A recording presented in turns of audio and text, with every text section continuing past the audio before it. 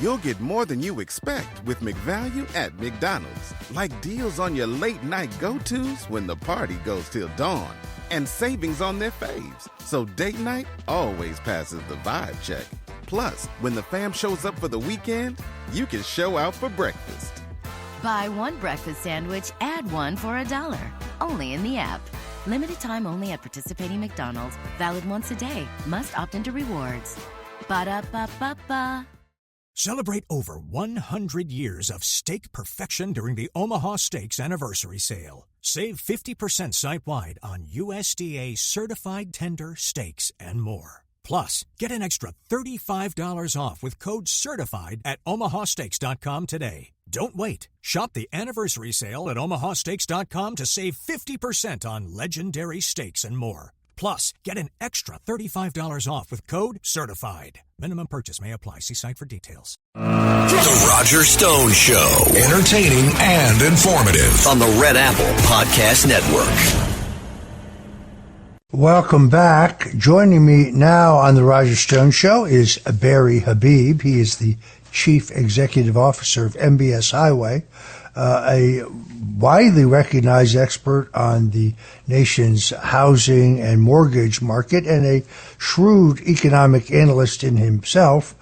He was recently appointed by President Trump to the board of Fannie Mae, and he has appeared here on my show, The Roger Stone Show, also at Stone Zone, to critique the Federal Reserve, but also on many, many occasions break down the job statistics when they are released.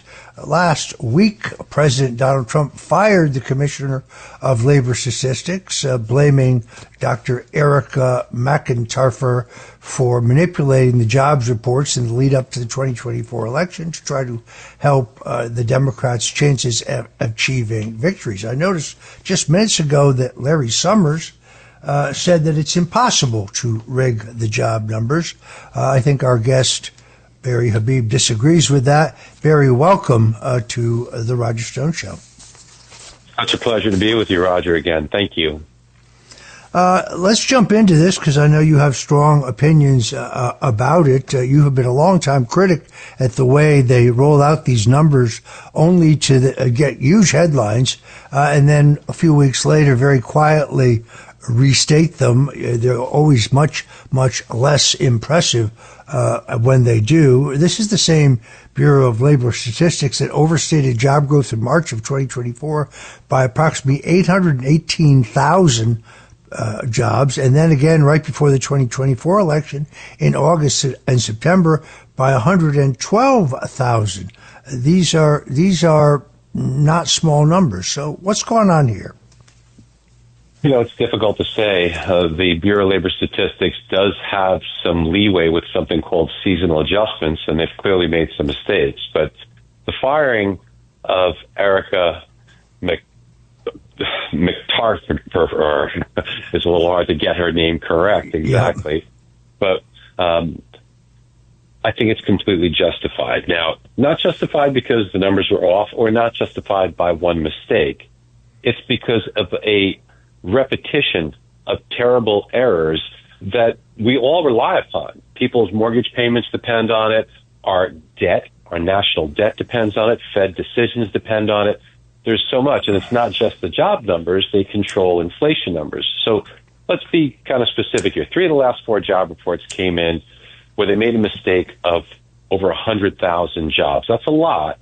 And in addition to that, this percentage on the last 2 revisions shows that they were off by 90%. These are just unacceptable ratios. And I've written to the BLS, I've called into the Bureau of Labor Statistics, the BLS, and tried to explain how they can quickly remedy this. And Roger, that's the heart of why she needs to go. It's not because there's mistakes. It's not because this is an easy, this is difficult. But there are things that you can do to fix it that are not being done. And when you don't fix things, you have to go. You definitely have to go because you're not improving the situation. And I'd love to just give 2 examples. There are many things that could be fixed, but 2 that could be fixed with a simple keystroke. And this would really alleviate things. So first, on the job numbers. The job numbers depend on something called a birth-death model. It has nothing to do with births of children and deaths of people. It's births and deaths or closures of businesses. You and I have discussed this on the show several times, and the reason why many of these revisions take place and why it's so off is because the birth-death model is horribly inaccurate and unreliable. Now, what this tries to attempt to do is say, okay, we know big businesses, they'll reply with surveys. Medium-sized businesses, we can get some surveys, and we can get some good data there. But small businesses, your dry cleaner, your sandwich shop, these little small businesses, how are you going to capture the data of who they're hiring and who they're firing? It's very, very hard to do. Well, we can lean on ADP, the payroll company, for some of that, which the government can coordinate with. But most importantly, what they try to do is they take a look at businesses that are opening, and they call that births, versus businesses that are closing, and they call that deaths, and then they guess how many people belong to each of these businesses by typical standards. But if you just open a business, it might just be you. Typical might be 20 people working there, so you shouldn't say there's 20 jobs gained. And a lot of times when businesses wind up closing, what happens is that they really wind it down to where there's just one person left. So you oftentimes get this distortion in the numbers, and it certainly does not capture inflection points, which is what's important. So why not take the weighting, the level of emphasis within the report, and reduce it? So while there will be mistakes, you're much less susceptible to having these big revisions. It's a keystroke. It's instead of saying, okay, let's put X amount of weight or heavy amount of emphasis in it, let's reduce that because we don't have good, solid data we could rely upon, so let's put less emphasis on it. I mean, wouldn't that be just what a normal person would do? And the current head of the BLS did not do that, did not attempt to do that in her say. The other thing where it was really blatant, and we pay for this every time, is on the inflation front. On the inflation front, we've been getting terrible numbers from the Bureau of Labor Statistics, predominantly because of something we have talked about, and that is shelter. Shelter is the way they measure rents and home values. They turn it into a service, and they measure it as something called rent and owner's equivalent rent. Rent is great because you can get real data, but then they use owner's equivalent rent. And I want to just give you the emphasis that's put on this. 44% of the core CPI number, very important number that the markets look at, 44% of it is shelter. Of that, 3/4 or 33% of the whole number is based upon owner's equivalent rent. Now, Roger, imagine someone that that's nice person, owns their own home, and if you were to survey them and say, hey, how much could you rent it for? You think you're going to get an accurate answer? I mean, look, I live, eat, sleep, and breathe this. I'm not so sure how much I could rent my home for, okay? And then never mind the month-over-month change in intricacies. And by the way, have you ever asked someone, hey, how much is your home worth? They're typically going to overstate it. See, this is not going to capture the inflection points that's needed. The weighting on this, Roger, is 1/3 of the number that the markets are looking at. 1/3 of the number that the Federal Reserve is looking at in making its decisions. Now, Jerome Powell, who is not a trained economist, Jerome Powell, who is an attorney, is not wise enough to look through this, which is why he put us in this horrific position that when everybody goes to the grocery store, they're paying so much because of the 9% inflation that he was complicit in. Because instead of saying, hey, you know what, we could see the handwriting on the wall everywhere, that prices were going up, that the numbers were going up, but because this 1/3 of the inflation numbers was being held back in 2021 because people weren't saying that they realized that rents were going up. Because if you ask this nice person who doesn't really understand the market but owns a home, hey, what could you rent your home for? They're not understanding the changes that are going on. They said, maybe it was the same amount. Who knows what they're saying? But the inflation numbers stayed lower than they really were in the real world, and he kept printing money through quantitative easing and keeping interest rates at zero. So that means rates were effectively below zero. No wonder why we got all this inflation. Now, Roger, he's doing the exact same thing in reverse. And what is happening is that everywhere we are seeing pointing down in inflation numbers, or in situations where there is less inflation than to be concerned about, but he has been so stubborn. And the one thing that you've heard him say over and over and over again, that while the job market is solid, he said that hundreds of times. How much egg do you think he has on his face right now? So yes, she had to be terminated for not fixing it. And Jerome Powell has been doing a very poor job in trying to see forward instead of looking backwards.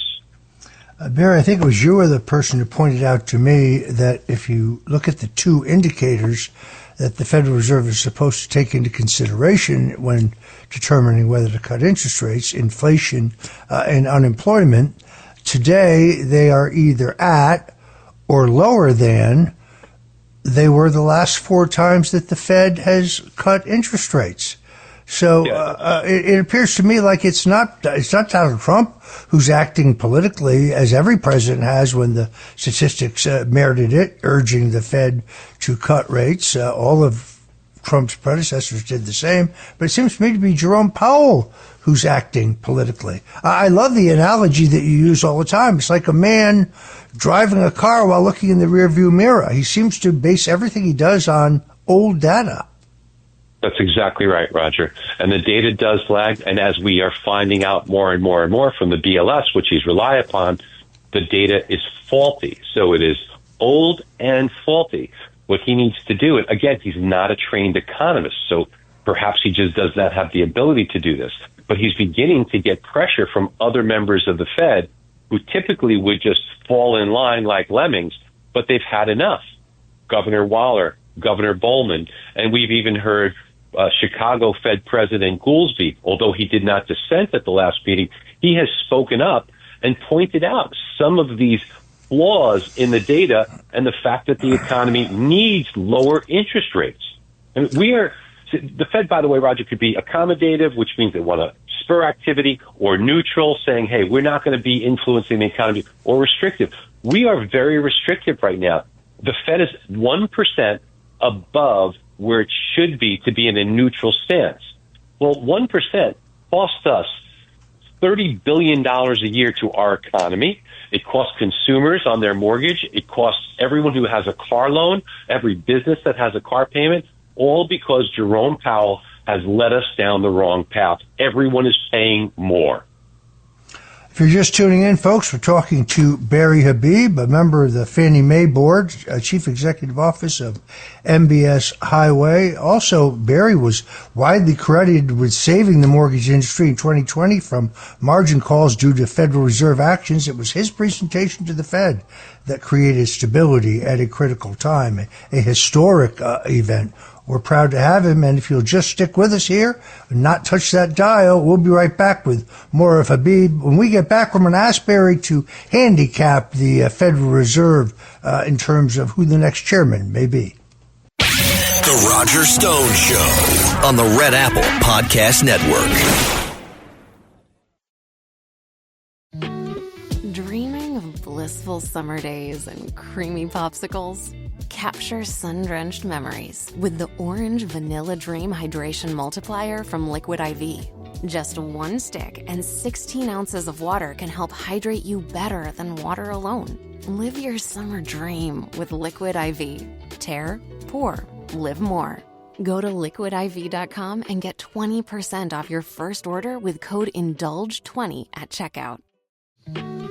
Remember those endless summer days that felt like they just last forever? Sun rays kiss your skin. Grass tickles your toes as you bite into the creamy popsicle melting in your hand. Pure, unbothered bliss. Capture more sun-drenched memories with the Orange Vanilla Dream Hydration Multiplier from Liquid IV. This nostalgic vanilla flavor with notes of candied orange can help keep you hydrated while savoring your favorite golden hour moments. No matter how hot your summer gets, just one stick of Liquid IV and 16 ounces of water hydrates you better than water alone. It's 3 times the electrolytes of the leading sports drink, with 8 vitamins and nutrients for refreshing on-the-go hydration. Live your summer dream with Liquid IV. Tear, pour, live more. Go to liquidiv.com and get 20% off your first order with code INDULGE20 at checkout. That's code INDULGE20 at liquidiv.com. The Roger Stone Show. Entertaining and informative on the Red Apple Podcast Network. This week we had a resignation by one of the Fed board governors. Barry, handicap for us what's going on here. Well, first, Director Pulte's comments, the criticism of Jerome Powell, the job he's done, have been really spot on. So applaud Director Pulte. He's right on the money for that. With respect to the activity going on right now, it is going to get really exciting. Now, one of the Fed governors always vote, so they're very, very important. There's 19 Fed members, 12 of them vote. The governors always vote, and then there's Fed presidents around the country, and they rotate. The New York Fed president votes, the rest of them rotate 4 seats, okay? So governors have a very strong position. Ariana Kugler, who is currently a governor, she was appointed by Biden, she is vacating her seat. She was supposed to vacate it in February. However, she's a relatively young woman, and she's got to move on with her life. So what did she find? A teaching position at Georgetown that she's going to start in September. So she has to vacate the position this month, which really became a little bit of a surprise, which puts a lot of emphasis on what is going to happen with our future with the Federal Reserve and the next Fed chair. Now, when we appoint a Fed chair, it has to be someone who is currently serving on the board. So this vacated seat, it's going to be viewed very carefully because it is quite possible that the person who's chosen could be earmarked for the next Fed chair position. That's why there's going to be tremendous scrutiny on this, and the markets are going to react very, very carefully with this. I think the markets might react well because it'll probably be somebody, let me just going to throw a name out to you, somebody like a Kevin Warsh, who the markets will like potentially to be the Fed chair. I mean, I think if I were to handicap who would be the next Fed chair, when Jerome Powell leaves and steps off of that position in May, I think current Governor Christopher Waller, who dissented at the last meeting, he's been outspokenly critical of the Fed. He was one of the first ones to agree that the data is faulty on the job numbers, and from the BLS, which we discussed earlier. And I think Kevin Warsh would be rock solid. He served on the Fed. He's brilliant. If you read some of his papers, the guy gets it. He was recently on CNBC, highly critical of Jerome Powell and the Fed, and really spoke so beautifully and intelligently on all of these points that I think we need from a Fed chair. Someone who's got the chops, economically, articulate, and able to understand and look through the bumps and look forward and not through the rearview mirror. Now, there are other choices that could be out there. Is Scott Bessent a choice? We know how brilliant he is. He could be a choice, but he's such a darn good Treasury Secretary. And then Council of Economic Advisors, Kevin Hassett's name has been thrown out there as well. All good people, all terrific people. There's a lot of options there, but I truly believe somebody like Kevin Warsh would be a good choice. And then it'll be a horse race. Who would be the pick? Governor Chris Waller currently, who's on the board, or there would be a governor's position for Kevin Warsh. One of those two would be great. Dark horse choice, Michelle Bowman. Michelle Bowman, also a governor, and she also dissented. So she really, I think, kind of a dark horse, but I think, in my opinion, it'll be between Warsh and Waller. And if Warsh is appointed, I think the markets will respond very well, both the stock market and the bond market. I do think it is entertaining and a little amusing that those many kind of establishment economists who insisted that Donald Trump's pursuit of better tariff deals and trade deals with our trading partners would end up in sky-high inflation, massive unemployment, and a stock market crash, when in fact we have a record Dow, federal revenues are up sharply, and inflation remains relatively low. So Donald Trump was right yet again. Barry, final thought? Criticized all along the way, Roger.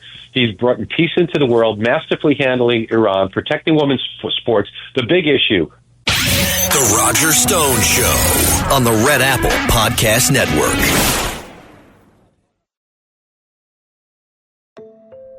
DC politicians want to enact harmful credit card mandates that could take away your cash back and rewards points. Perks that stretch your budget and make life a little easier. Losing these benefits means less money for your family's everyday essentials like gas and groceries. The perks you rely on could disappear, leaving you with higher costs and fewer options. Tell Congress to guard your card and oppose the Durbin-Marshall credit card mandates. Paid for by Electronic Payments Coalition.